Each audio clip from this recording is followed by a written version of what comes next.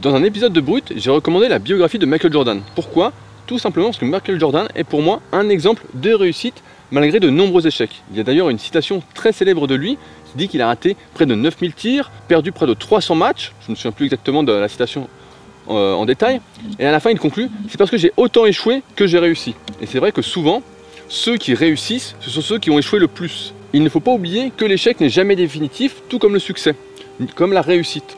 En fait, ce qui compte, c'est que lorsqu'on échoue, de vite recommencer, de réfléchir à pourquoi on a échoué, pour justement continuer et faire mieux et ne pas refaire les mêmes erreurs que l'on a fait, pour justement continuer d'avancer vers son objectif. Je vois beaucoup de personnes qui, lorsqu'elles ratent un exercice, et notamment le développé couché en musculation, c'est vrai que c'est assez flagrant, elles ratent cet exercice et elles me disent « voilà, j'ai loupé ma séance, je me sens pas bien », et même des fois, elles en arrivent à déprimer, entre guillemets.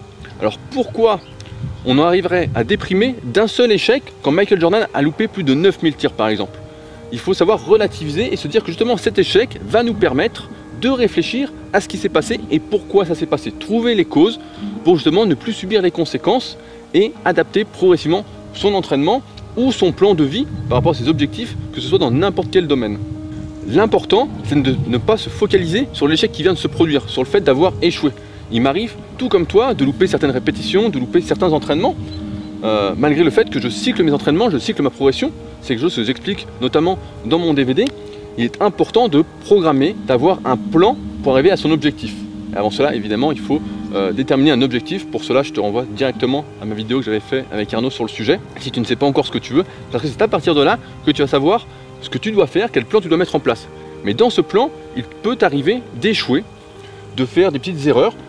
Et l'une des erreurs justement là-dessus, c'est de se focaliser sur cet échec, de perdre confiance en soi, de douter.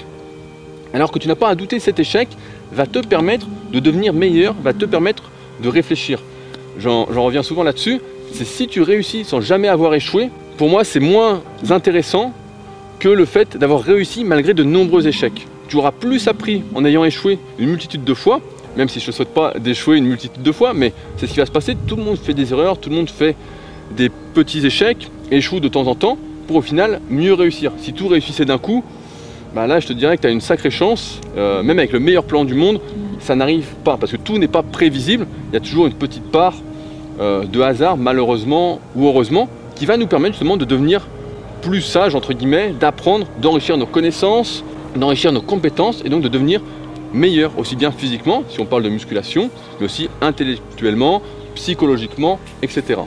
Je poste régulièrement des vidéos sur mon compte Instagram et souvent j'ai des questions qui me disent « mais Rudy, comment tu fais pour faire des répétitions qui ont l'air aussi dures, qui montent si doucement, etc. » Mais c'est très simple en fait, c'est qu'à force d'avoir échoué ces répétitions, à force d'avoir échoué, d'avoir eu des échecs, eh bien j'ai appris à développer ma volonté et à réussir ces répétitions. Le fait d'avoir échoué une multitude de fois à faire ces répétitions a fait que j'ai réussi à développer certaines compétences qui font que maintenant je sais que quand une répétition est dure, eh bien elle va passer parce que je suis déjà passé par là, je sais pourquoi elle avait échoué, comme par exemple le fait de croire que la répétition va monter.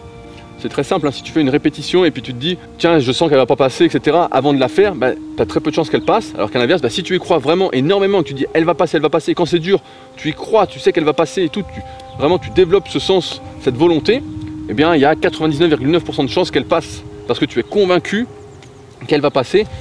Et donc tes échecs précédents t'ont appris en plus qu'elle allait passer. Si je devais donc te donner 3 conseils par rapport à l'échec, si tu as échoué, ce serait de réfléchir déjà à pourquoi tu as échoué. Le deuxième, ce serait d'apprendre de cette erreur pour ne pas la répéter. Parce que le vrai échec en fait, c'est de rester, sans faire de jeu de mots, hein, sans citer vraiment de citation, c'est de rester là où tu es tombé. Par exemple, tu fais du vélo, tu tombes et puis tu ne remontes pas à vélo. Ou tu tombes à cheval et puis tu ne remontes pas. Le truc c'est justement de réfléchir pourquoi tu as échoué, d'apprendre cet échec et de prendre un autre chemin et de réfléchir au fait de ne pas reproduire cette erreur pour avancer un peu plus près de ton objectif. Et enfin, je tiens à te rassurer, tout le monde échoue, vraiment tout le monde. Mais dans ce monde, on se concentre vraiment sur la réussite.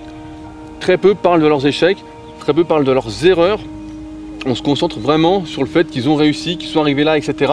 Alors je te rassure, tout le monde échoue, vraiment tout le monde. C'est juste ce qui fait la différence au final, c'est de se relever et de continuer, de persévérer, et puis de retomber, puis de recontinuer, etc.